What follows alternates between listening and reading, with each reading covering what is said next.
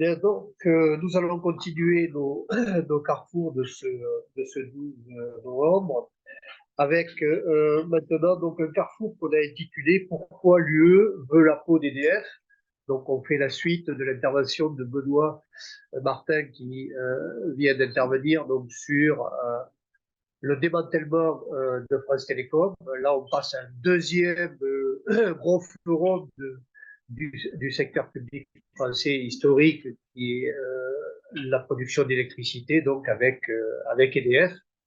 Et pour présenter ce carrefour, euh, je suis avec Aurélien Bernier, que beaucoup connaissent, soit physiquement, mais surtout par ses écrits, un certain nombre de ses livres, mais aussi d'articles. Aurélien intervient de manière assez fréquente dans le monde diplôme, parfois. Il travaille aussi dans le journal du comité d'entreprise EDF, CCAS, et il a fait donc un certain nombre de livres à la fois sur la délocalisation, sur l'énergie de manière générale et aussi sur l'écologie. Ne restons pas des écologistes donnés, je pense que le petit, le petit bouquin est toujours derrière, là-bas, à disposition. Voilà. Lorsqu'on a préparé le contenu de cette unité, de cette université d'automne, on ne pensait pas que ce carrefour serait certainement celui qui est aujourd'hui peut-être le plus d'actualité. Euh, tout ce que le Parnet et Aurélie avait pu dire déjà depuis un certain nombre de temps, mais il va en parler beaucoup mieux que moi, se réalise de manière peut-être plus accélérée depuis quelques mois.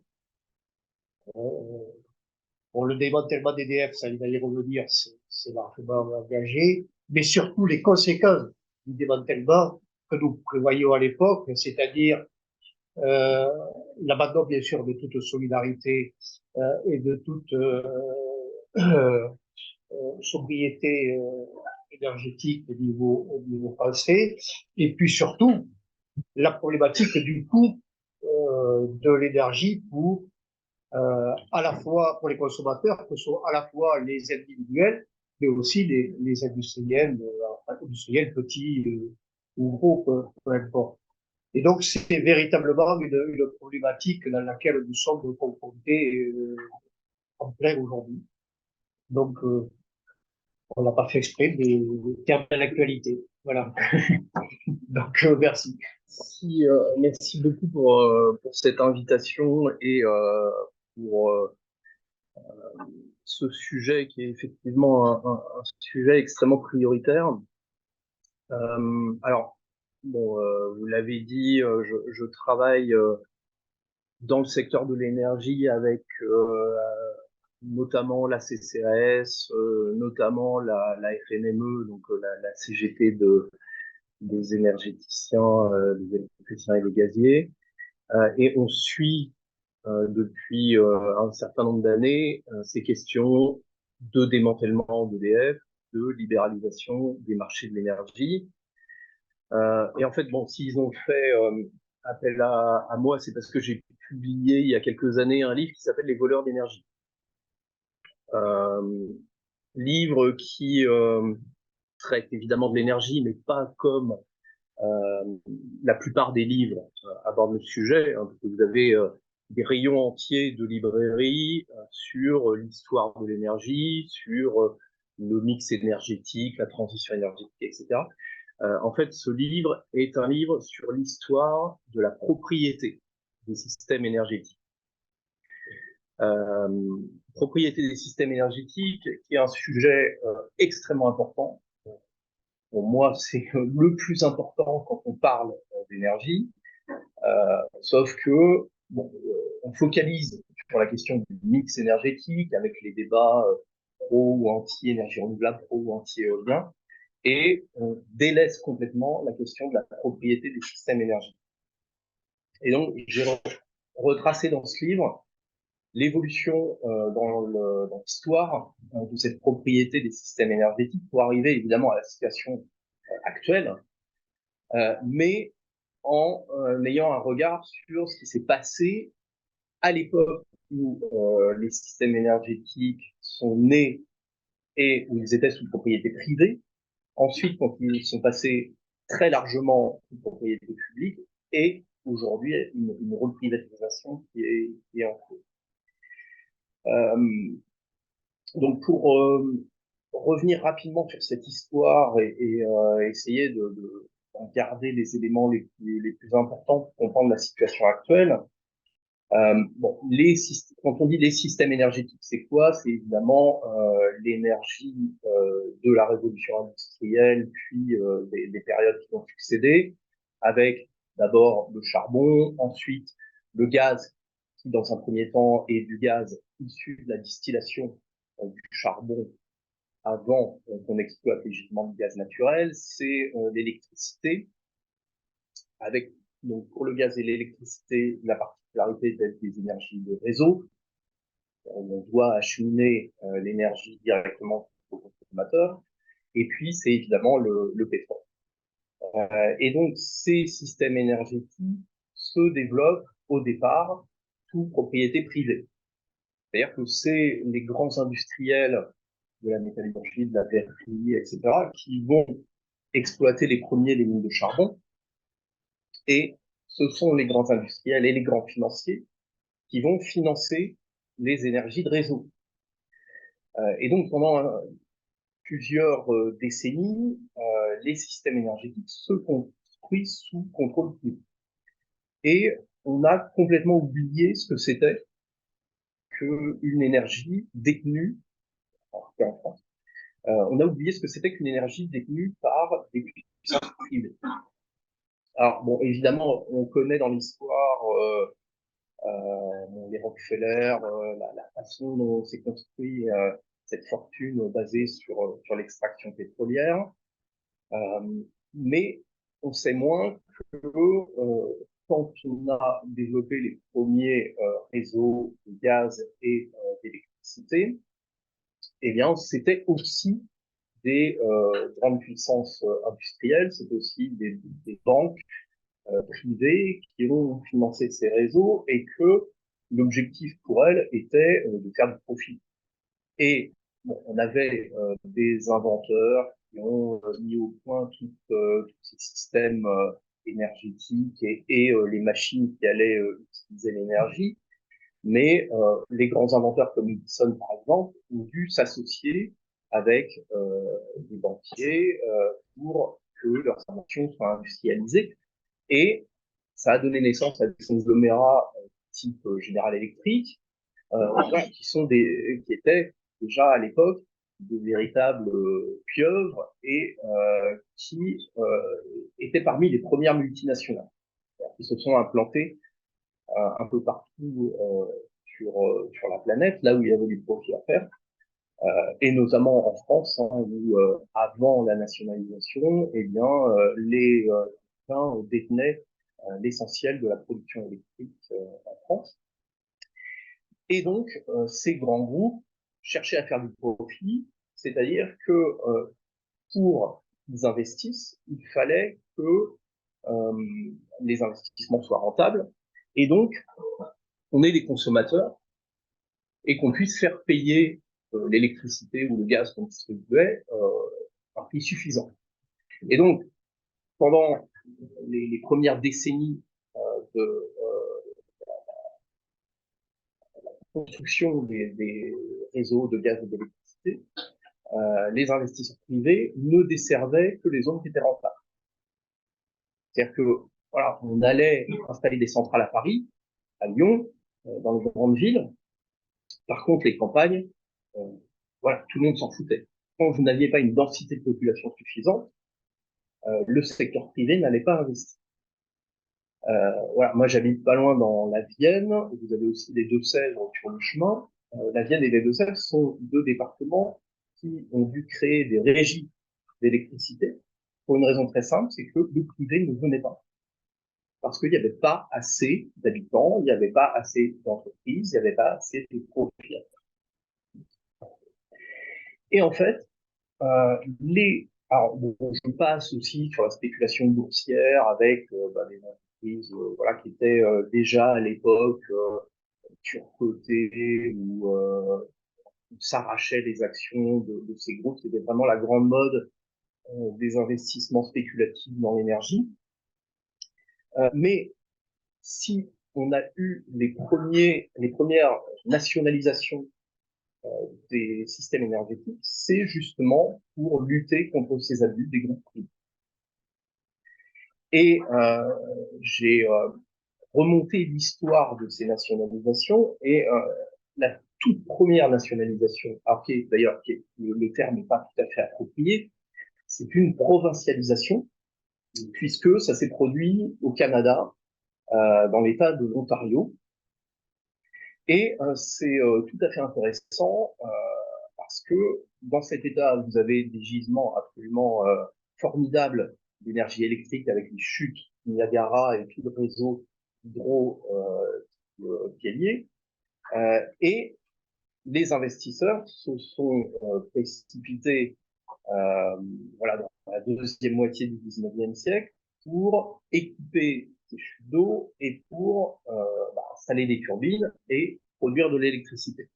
Sauf que les plus rapides ont été les Américains qui ont obtenu des concessions, qui ont installé des usines et qui ont préféré vendre l'électricité produite aux États-Unis parce que pas très loin, vous avez la ville de Chicago avec un gros pôle de consommation.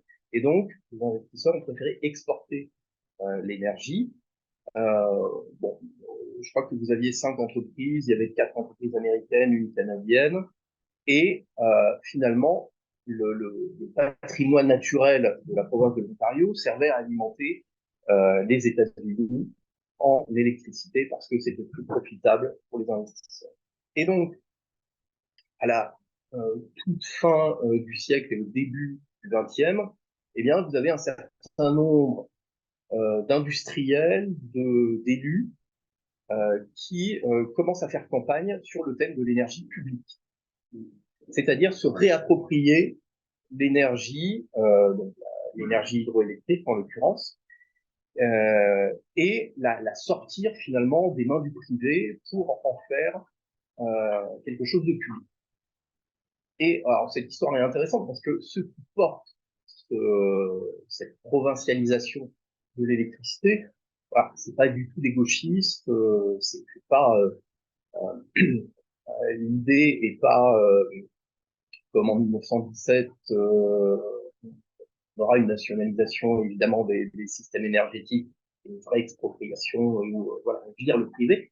Là, c'est pas du tout le cas. C'est des libéraux finalement qui portent cette revendication, mais qui sont attachés au fait que l'énergie qui est produite là-bas, eh bien, serve au développement local, à l'industrie locale. Et donc, ils vont y parvenir, c'est-à-dire que en l'espace de quelques années, ils vont réussir à reprendre en main le contrôle de la production électrique. D'abord en créant une entreprise, par exemple, oui, une entreprise de distribution et en négociant des prix de vente de l'électricité auprès des producteurs privés en place, mais des prix qui soient plus intéressants. Et puis progressivement, ils vont étendre le réseau, ils vont racheter des unités de production, ils vont en installer des nouvelles, et en l'espace de moins de 10 ans, eh bien, le secteur privé est éjecté. Et il est éjecté, encore une fois, hein, pas parce qu'on a confisqué l'outil de production, pas parce qu'on a repris la propriété du capital, mais parce que on a eu une concurrence finalement libre et non faussée, où le secteur privé s'est retrouvé concurrencé par le public et le public a gagné. Plus rentable, plus efficace, et en distribuant évidemment l'énergie au meilleur prix, donc en gagnant des clients. Et voilà. Donc on a eu une bascule et la première nationalisation entre guillemets, qui est une provincialisation dans l'État d'Ontario. Et cette expérience historique dans l'Ontario va donner des idées aux démocrates américains et notamment à Roosevelt. Roosevelt qui va commencer par mettre en place une entreprise publique dans l'État de New York, donc les gouverneurs, et puis qui va s'inspirer de ce système quand il va arriver au pouvoir après la crise de 29, quand il lance le New Deal. Eh bien, il va créer plusieurs entreprises publiques de production d'énergie, notamment hydraulique, et puis il va mettre de l'ordre dans ce système qui était détenu par le privé, avec bien sûr des entreprises qui avaient des monopoles gigantesques sur certaines régions. Donc, on a une loi antitrust qui va découper les plus grandes entreprises qui avaient vraiment un pouvoir de marché colossal, et il va organiser un service public à l'échelle de chaque État fédéré où la concurrence va être interdite. Donc, on a des États où ce sera des entreprises publiques, des États où ce sera des entreprises privées, mais ces entreprises ont un monopole et ont une mission de service public très réglementée. Et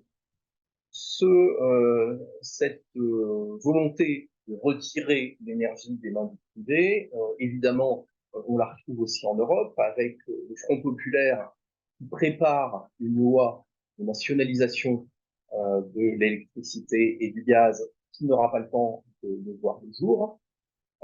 Même chose au Royaume-Uni, même chose dans un certain nombre d'autres pays. Et en fait, c'est au lendemain de la Seconde Guerre mondiale que ces projets ont été mûris dans les années 30 sur fond de crise économique où les grandes multinationales de l'énergie continuaient à se gaver de profits alors que la population souffrait. Eh bien, c'est à la fin de la guerre que les projets de nationalisation vont voir le jour, avec en Europe un raz-de-marée de nationalisation de l'énergie. Vous avez quelques pays qui vont échapper, qui ne nationaliseront pas l'énergie, mais qui se comptent sur les doigts d'une main. Vous avez la Belgique, vous avez l'Allemagne, les Pays-Bas, bon, les pays vraiment extrêmement attachés au libéralisme, où on aura des compromis avec les groupes privés, mais on aura quand même une régulation parfois assez importante, mais sinon, toute l'Europe y passe.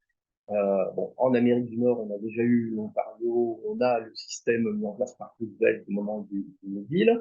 Et puis, la phase suivante, où les nationalisations vont vraiment s'étendre à l'échelle quasi planétaire, c'est avec la décolonisation, où les pays du Sud, qui ont pris leur indépendance, vont créer des services publics de l'électricité en général, du gaz parfois, et puis surtout vont nationaliser les compagnies pétrolières de façon quand même assez massive. Et finalement, on se retrouve dans les années 70, au milieu des années 70, avec une propriété publique des systèmes énergétiques qui s'est généralisée, et avec, bon, dans les pays les plus avancés sur le sujet, l'électricité qui est un service public, le gaz qui est un service public, et le pétrole, voilà, ça dépend. Donc au sud, les nationalisations. Au nord, on a quand même en général une part importante du capital qui est public, et donc un contrôle public du système énergétique. Et donc c'est ça que les libéraux vont vouloir reconquérir. Et cette reconquête, eh bien, démarre dans les années 1970. Donc, ça date quand même un petit peu. Hein. Et en fait, on a deux grandes étapes et deux grandes méthodes, deux grandes tentatives qui vont être faites. La première, c'est aux États-Unis. À la fin de l'administration Carter, au moment voilà, où on est en plein choc pétrolier, où les groupes privés poussent que on démantèle le système qui a été mis en place par Roosevelt avec des monopoles à l'échelle des États fédérés. Et Carter céder, comme sur un tas de choses, que le tournant libéral commence déjà, même si Reagan n'est pas encore élu. Et la première décision, la première loi qui est prise, permet la concurrence à l'échelle d'un État fédéré, c'est-à-dire on avait un monopole, on permet à des entreprises privées de contester ce monopole et donc de construire des centrales de production électrique. Alors, la mise en concurrence démarre sur l'électricité, mais bon, après, on passera aussi sur la distribution gazière. Et donc, on peut créer de nouvelles centrales de production électrique. Et l'argument à l'époque est de dire, ça va permettre de développer des énergies propres. On est voilà, dans la stratégie américaine de tentative d'indépendance énergétique et le discours déjà sur les énergies renouvelables permet finalement de cautionner cette libéralisation et puis en tout cas des énergies moins polluantes que le charbon et le pétrole. Le gaz aussi est mis en avant, mais l'argument pour le public, c'est il faut développer les énergies renouvelables et l'ouverture à la concurrence va nous permettre de développer des énergies peut-être moins dépendantes du pétrole. Et bon, les choses se font, hein, c'est-à-dire que la loi est modifiée et donc vous avez des producteurs privés qui viennent concurrencer les services publics. Et au bout de quelques années, on fait les comptes et on s'aperçoit que ça ne marche pas. C'est-à-dire que les nouveaux entrants sur le marché n'arrivent pas à concurrencer les monopoles, les anciens monopoles de services publics. Pourquoi? Eh bien, parce que ces monopoles ont un savoir-faire, on a un réseau à l'échelle de l'État qui est structuré, tout ça fonctionne très bien. En plus, avec la régulation, ils n'ont pas pu faire n'importe quoi. Et donc, les nouveaux entrants n'arrivent pas à concurrencer les services publics. Et c'est là que les libéraux vont passer à une deuxième phase qui ne va pas être expérimentée aux États-Unis, qui va être expérimentée dans un pays qui est quand même plus facile de détruire assez vite un service public, c'est le Chili de Pinochet, avec les fameux Chicago Boys, donc ces économistes ultralibéraux qui sont influencés par l'école de Chicago, et qui vont travailler sur une méthode de démantèlement du service public.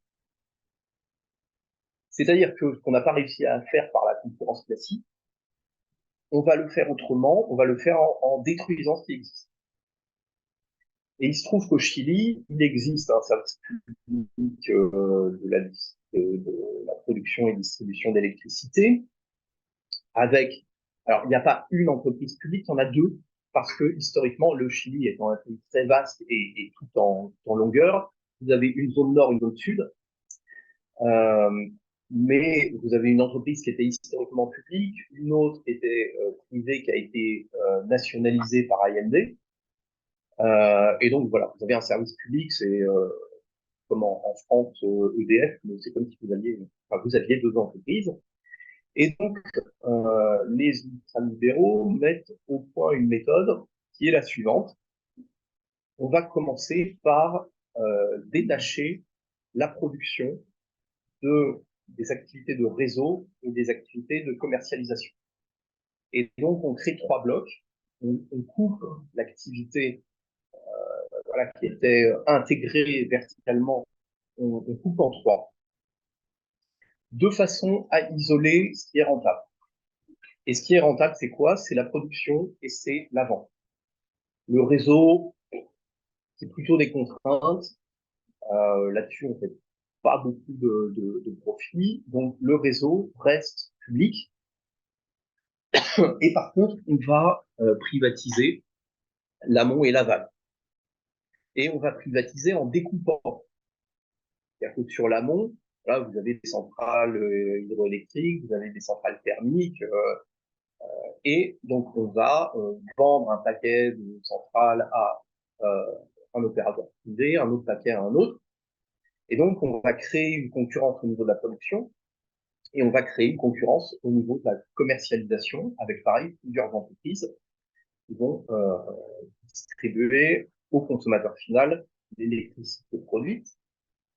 Et entre les deux, eh bien, on va ouvrir une bourse.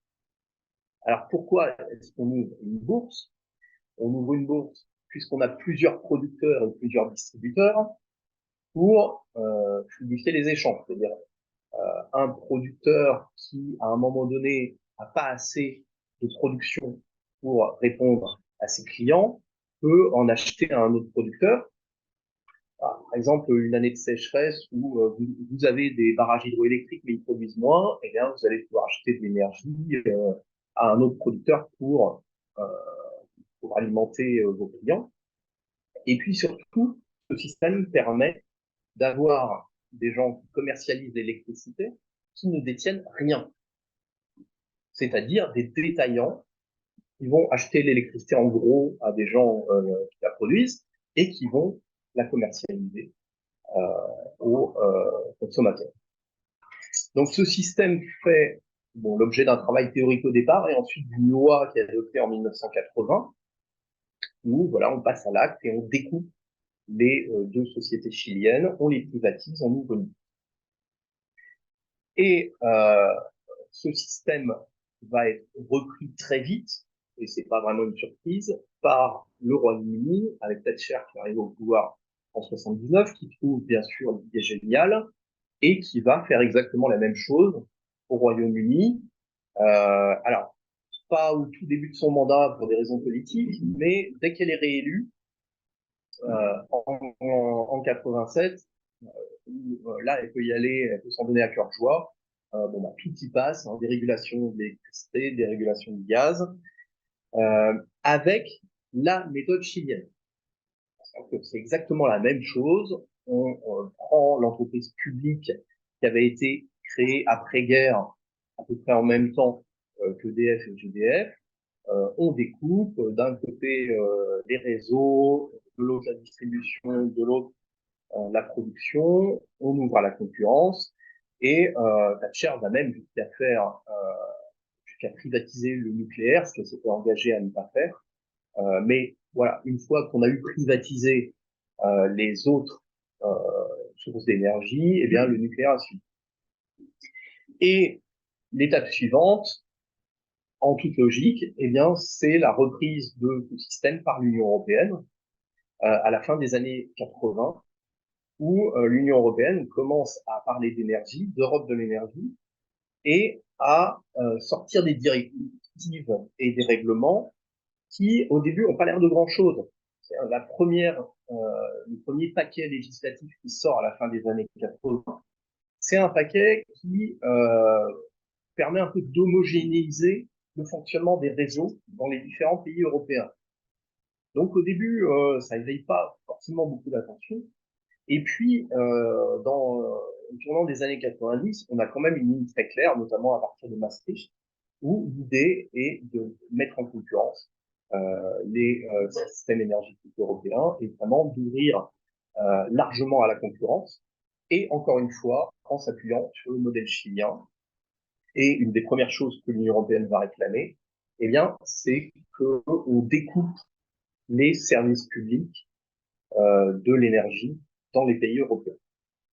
Et donc, pour EDF, qui est intégré, hein, surtout, on va créer des filiales, au début qui restent filiales à 100% d'EDF, mais qu'ensuite on va pouvoir détacher avec la production, les réseaux et la commercialisation. Comme les réseaux, bon, vous avez des réseaux de transport sur de la haute et très haute tension et des réseaux de distribution sur de la basse et moyenne tension.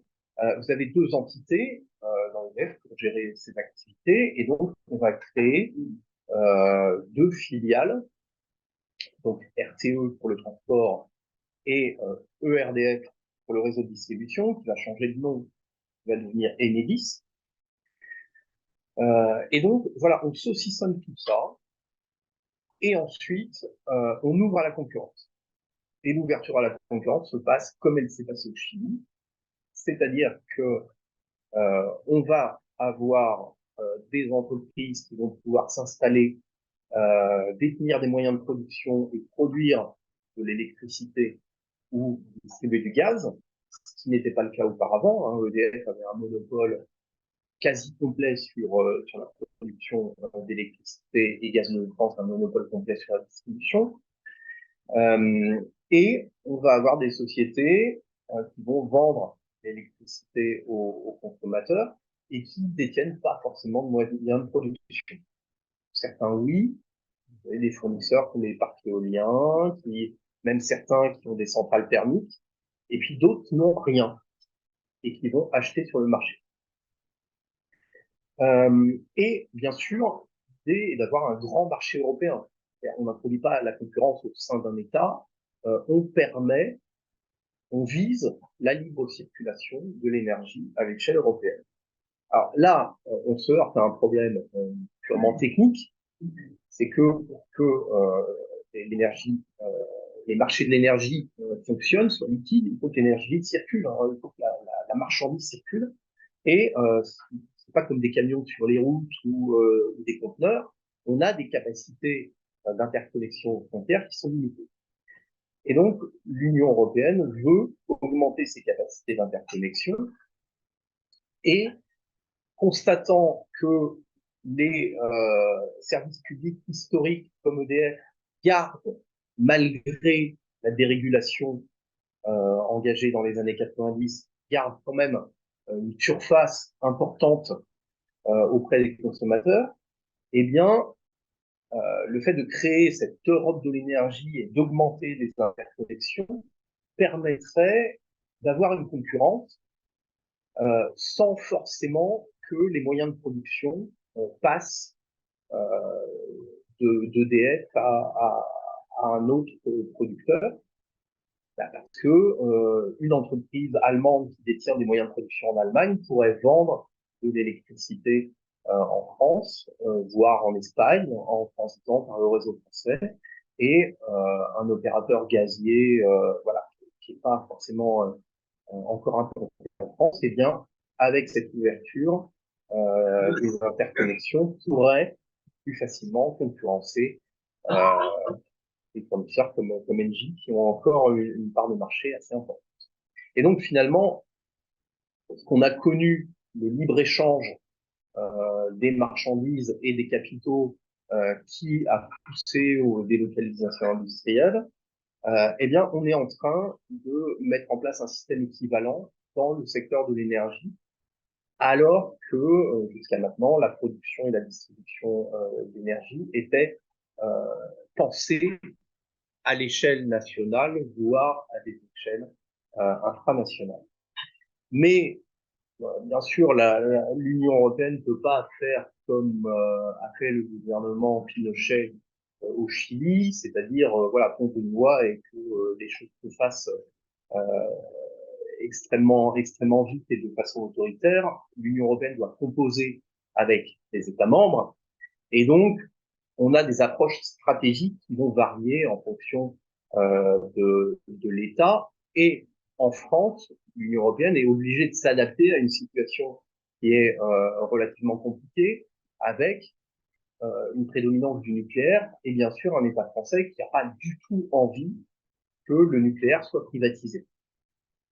Et donc, on est obligé d'inventer des systèmes qui vont permettre une certaine concurrence, qui vont permettre parfois de sauver la face vis-à-vis des directives qui ont été adoptées, et en fait de contourner ce problème du nucléaire français et de la position dominante de l'EDF. Le premier système qui a été inventé, c'est quelque chose qui s'appelle l'AREN, qui est l'accès régulé au nucléaire historique. Comme on ne peut pas privatiser le nucléaire, tous les gouvernements s'y sont refusés et de droite ou de prétendant gauche, c'était hors de question. Comme on ne peut pas privatiser le nucléaire, eh bien, la France et l'Union européenne ont négocié un système dans lequel on oblige EDF à vendre à prix coûtant. Alors, à prix coûtant, d'ailleurs, certains disent que c'est même en dessous des coûts réels de production. Mais on va dire à prix coûtant, pour faire simple, un quart de sa production nucléaire aux concurrents. Donc, vous avez des opérateurs privés qui viennent concurrencer EDF, qui viennent leur piquer des parts de marché. Eh bien, EDF doit leur fournir de l'électricité nucléaire. C'est un truc totalement aberrant du point de vue d'une logique libérale de concurrence. Ça n'a aucun sens. Mais ça a été inventé pour permettre à des concurrents de pénétrer le marché en ayant à disposition une électricité d'origine nucléaire à prix coûtant, de façon à la revendre aux clients et être concurrentiel par rapport au coût de production d'EDF. Donc on est dans un délire absolu, mais qui permet à des opérateurs qui vous appellent tous les 4 matins pour vous vendre des contrats énergétiques, eh bien d'être concurrentiel par rapport à EDF. On a ensuite modifié le calcul du prix de l'électricité en France. Avant la libéralisation, vous aviez un prix de l'électricité qui était basé sur les coûts de production. EDF faisait un bilan de ses coûts de production. Bon, on avait des projections en matière d'investissement, de consommation, de tout ce que vous voulez. Et EDF proposait un prix à l'État.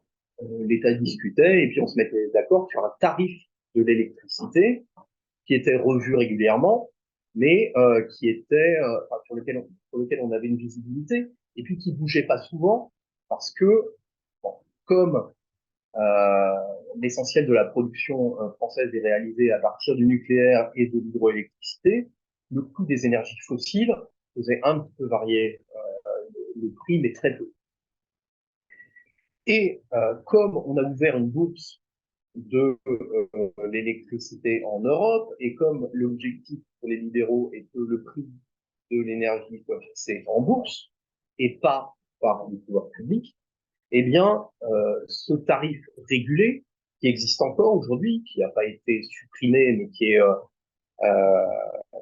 prêt sur la nuque, eh bien, ce prix régulé, le calcul a été modifié pour intégrer les prix de bourse en partie.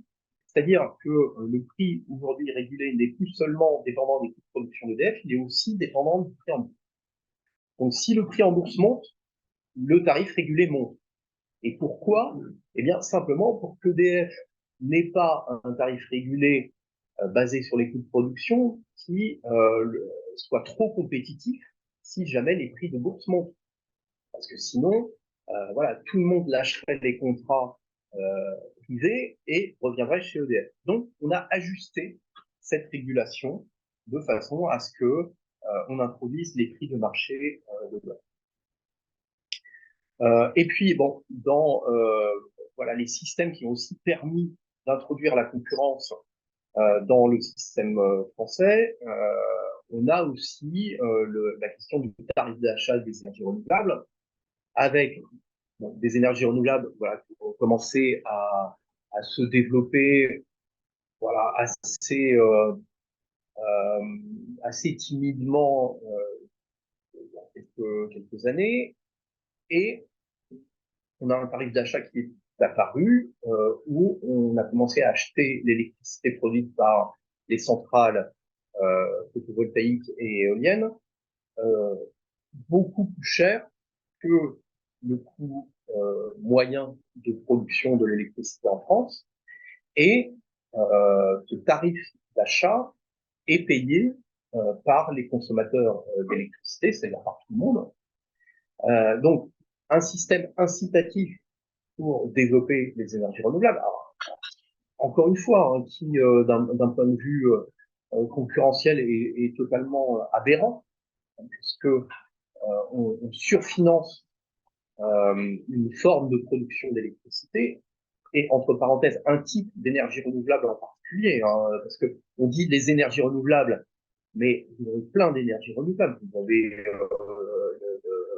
la chaleur renouvelable avec l'énergie bois, avec le solaire thermique.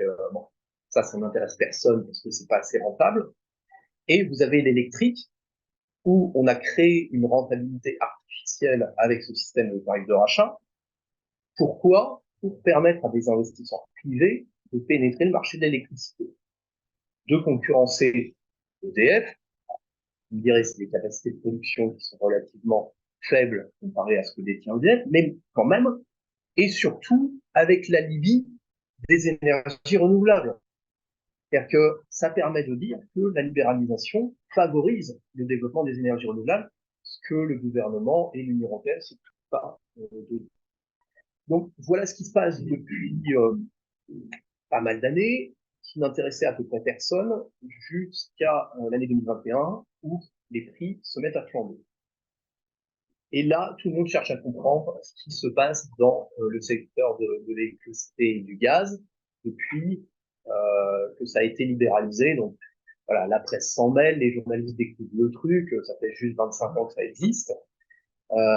Et voilà, on s'aperçoit que vous avez une reprise suite au confinement et que vous avez un pic de consommation de gaz et d'électricité, que le marché dérégulé qui n'avait pas prévu les investissements nécessaires pour satisfaire la demande, alors parce que les prix du gaz étaient bas, jusqu'à maintenant les prix de l'électricité aussi, donc quand les prix sont bas, on n'investit pas parce que c'est pas rentable, que le privé préférait investir ailleurs qu'en Europe sur les marchés émergents parce qu'il y avait plus d'argent à se faire.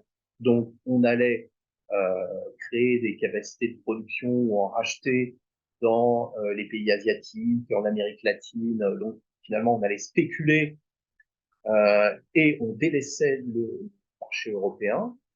Et voilà, du jour au lendemain, on a une augmentation de la demande, on a une offre qui ne peut pas augmenter aussi vite. Parce que voilà, c'est pas comme la production de chaussures, hein. Il ne suffit pas de racheter une machine, la mettre dans un hangar et puis d'augmenter la production la semaine suivante. Il faut faire des investissements, mettre du temps avant de produire de l'énergie. Donc, on a une flambée des prix. Par-dessus, la Russie envahit l'Ukraine, donc ça reflambe encore un coup. Et là, on s'aperçoit qu'on a cassé depuis 25 ans le service public de l'énergie dans la plupart, quasiment tous les pays européens, que le marché est incapable de répondre à la demande et que, en plus, on a rajouté une couche de spéculation avec ces bourses de l'énergie. Donc, j'ai parlé de celle de l'électricité. On a aussi celle du gaz. Alors, bon, le gaz, il y a toujours eu des compagnies qui produisaient le gaz et qui vendaient aux distributeurs comme GDF. Mais ce qui a changé, c'est qu'avant, on était sur des contrats de long terme.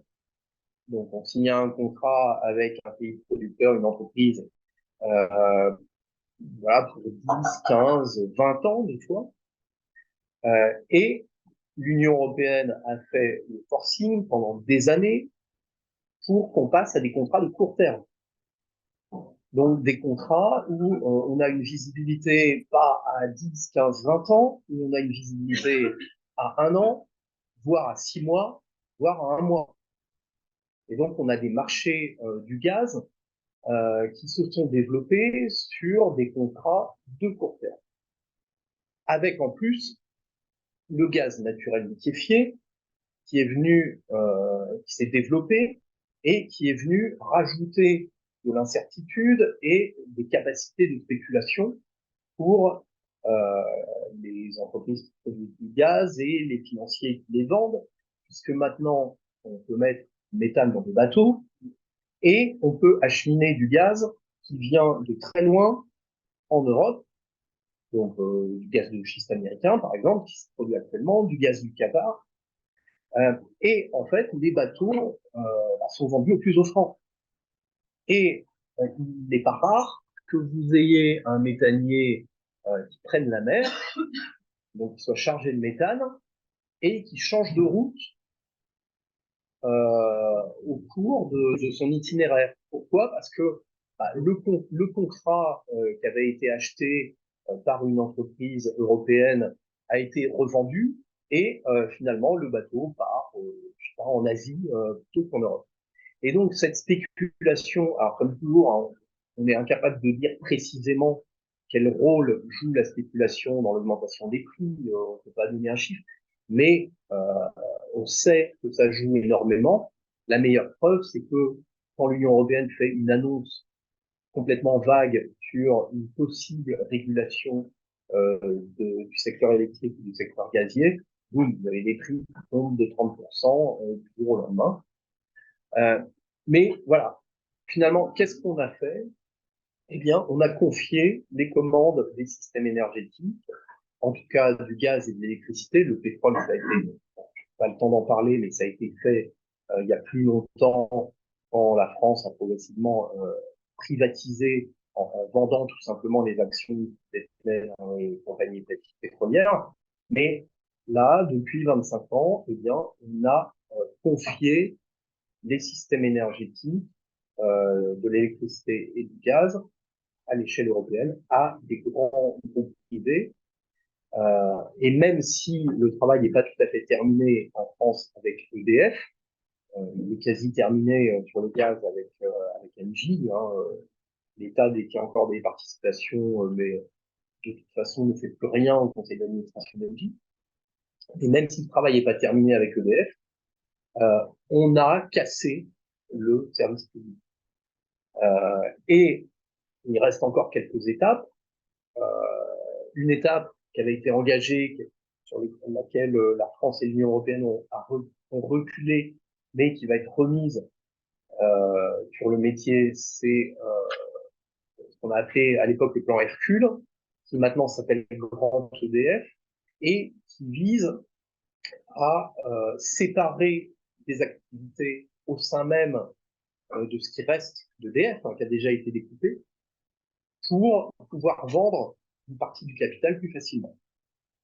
Et en gros, le deal aujourd'hui, c'est l'État français renationalise le nucléaire.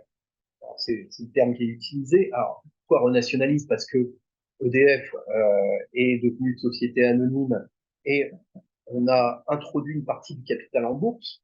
Donc, c'est assez peu, hein, c'est autour de 14-15%. L'État détenant plus de 80% encore du capital. Donc, on dit, on renationalise EDF. Et en fait, c'est simplement que on va mettre le nucléaire dans une entité qui s'appellera peut-être toujours EDF et qui sera 100% public. Par contre, le reste, on l'isole, on le filialise et on va ouvrir le capital. C'est-à-dire que les privés vont pouvoir racheter voilà, des capital de sociétés qui détiennent d'autres centrales de production, qui détiennent des énergies renouvelables, qui détiennent des activités de distribution, qui détiennent des activités de conseil, etc. Et donc, encore un coup, on socialise les pertes, parce que le nucléaire coûte à EDF, et on privatise tout ce qui va permettre de dégager des profits avec un sujet particulier qui est l'hydroélectricité, où voilà, on est sur des systèmes de concession et où l'Union européenne pousse pour que eh bien, on ouvre à la concurrence ces concessions. Et voilà, ça va sans doute être la première étape vraiment d'une privatisation d'ampleur des moyens de production. Maintenant que on a privatisé une partie de la commercialisation, on va s'attaquer aux moyens de production. Et voilà, c'est là-dessus qu'on a une lutte, euh, j'allais dire importante, mais malheureusement pas assez, des énergéticiens. Bon, le grand public a quand même du mal à s'intéresser à ces questions, bon, sauf là avec l'augmentation des prix de l'énergie, où on commence à voir l'envers du décor et le résultat de cette stratégie de privatisation. Bon, donc avec un combat syndical, un combat politique qui porte sur la propriété des systèmes énergétiques et bien sûr derrière sur le prix auquel on aura accès à l'énergie. Parce que dans cette logique libérale, évidemment, c'est plus les coûts de production qui permettront de calculer le coût de l'énergie. Vous aurez évidemment des entreprises qui vont prendre du profit au passage, mais alors avec bien sûr une bourse à l'échelle européenne qui fait que c'est pas le coût de production en France qui va refléter le prix de vente en France, c'est le coût de production à l'échelle européenne, donc avec d'autres dynamiques, notamment le prix du gaz qui va compter beaucoup plus dans ce qu'on va facturer aux consommateurs. Et un problème assez grave, on a l'augmentation des tarifs qui fait que les coûts précaires vont évidemment avoir énormément de mal à payer leurs factures de gaz ou d'électricité. Mais la libéralisation veut dire aussi qu'à terme, on va s'orienter vers une fin de la péréquation tarifaire.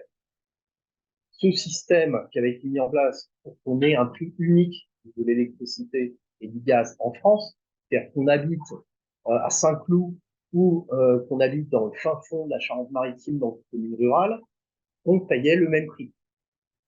Évidemment, ce système va voler en éclats. C'est-à-dire que les opérateurs privés vont faire payer le prix qu'ils estiment être et que le consommateur doit payer. Et si ça coûte plus cher d'acheminer l'électricité ou le gaz dans les campagnes, eh bien, il paiera plus cher dans les campagnes. Voilà ce que signifie la fin du service public. Et voilà, toute la question politique aujourd'hui est de savoir, avec cette crise des prix de l'énergie, est-ce que l'Union européenne va continuer à garder la main? Est-ce que les gouvernements vont continuer à suivre ces directives de libéralisation à la lettre? Ou est-ce qu'on va avoir des mouvements sociaux qui vont faire que on va obliger les gouvernements à re-réguler un minimum le prix et les systèmes énergétiques? Bon, pour l'instant, personne ne peut le dire. On a des régulations qui se mettent en place dans un certain nombre de pays européens, mais qui sont des mesures d'urgence. On sait que derrière, l'Union européenne prépare la suite de la dérégulation et que, évidemment, enfin, c'est pas à vous que je vais l'apprendre, en l'état du droit européen, les États membres ne peuvent pas se soustraire aux directives de libéralisation. Donc, voilà, sauf à ce qu'on remette en cause l'appartenance à l'Union européenne, ou en tout cas à l'ordre juridique européen, c'est bien la libéralisation qui attend les États membres au bout du compte. Et ce qu'on est en train de faire avec ça, eh bien, c'est finalement confier les clés de la transition énergétique à des grands groupes privés comme Total, comme E.ON. Et voilà, alors que tout le monde aujourd'hui, dans tous les discours politiques, on entend les termes de transition énergétique, on entend parler de démocratie et de débat public sur les grands choix énergétiques. Eh bien, la réalité, c'est exactement l'inverse, c'est qu'on est en train de confier ces choix stratégiques, politiques, à des grandes multinationales comme Total Energy ou autres.